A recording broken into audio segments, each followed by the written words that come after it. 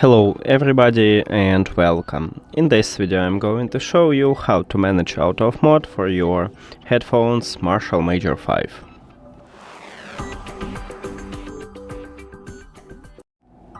You have to start by open Marshall Bluetooth application, and if you add your headphones to the application, you will see the same menu here.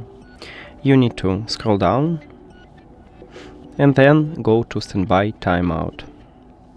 And right here we have two options.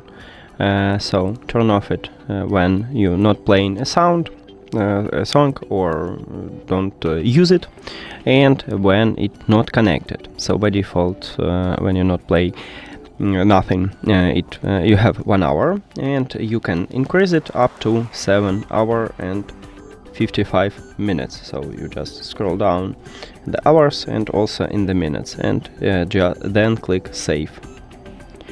And it's the same with when it's not connected. You just tap on it and then select. You can also lower it. As you can see, we have 5 minutes, by default 10 minutes, or increase it also up to 7 hours and 55 minutes. The most important is to click save. And that's it. Thank you for watching this video. If you found it helpful, please consider subscribing to the channel and leave the like on the video. See you later.